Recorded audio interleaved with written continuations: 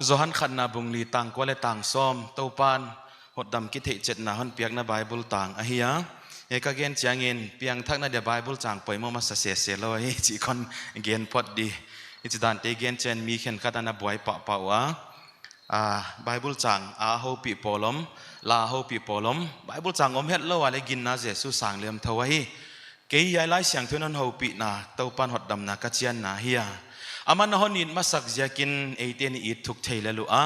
oi ahonit masak jakin atapa Jesu Christ i khel na thupa toina hiding ina khovela hon sola hi chi ahia wai Bible tangin ahonit masak jaka hoddama ki om theilela hi aswan ding mi hingin ki sakte na di hoddam na to ki sepang ma nei lo hi hoddam kai ta chi hi pathian min thu pina ding ina salai leng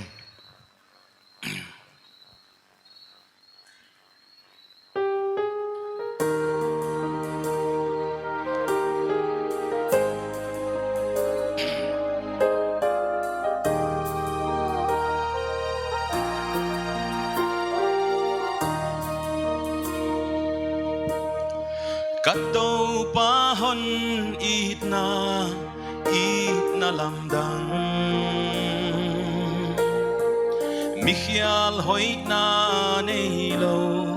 kahi zongin Kakhel na ting ngai dam hon dam ta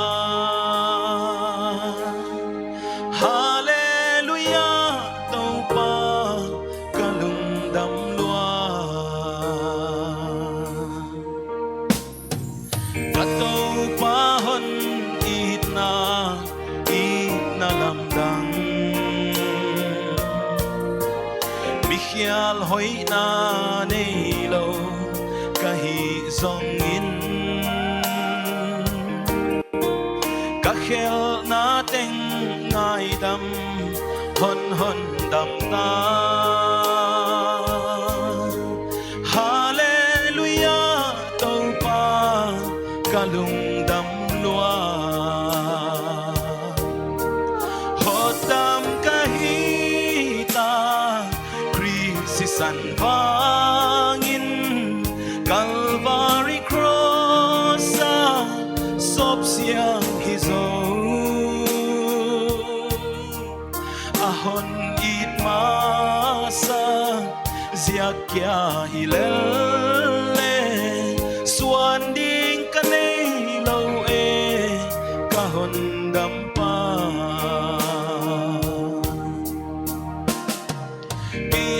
Dianong tuak na o kakeltia Hiti tela itna kapulowe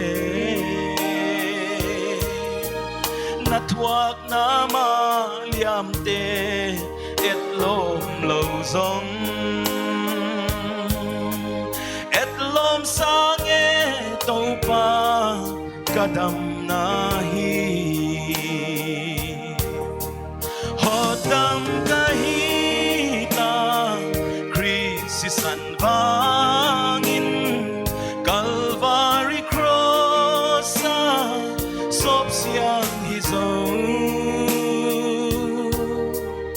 ahon it masa ziakya hilale swan kahon dampa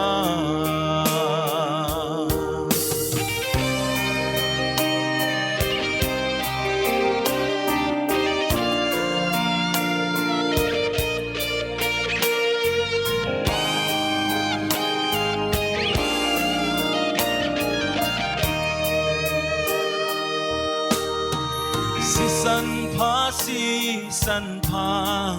ji in saning Mikhial nin pen hi zong ahon siang sa Kakhel man pia nong si kay kahin na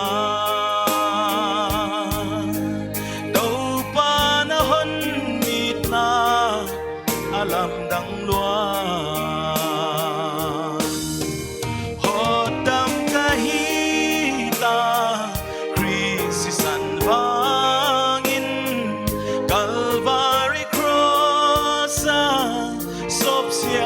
dấu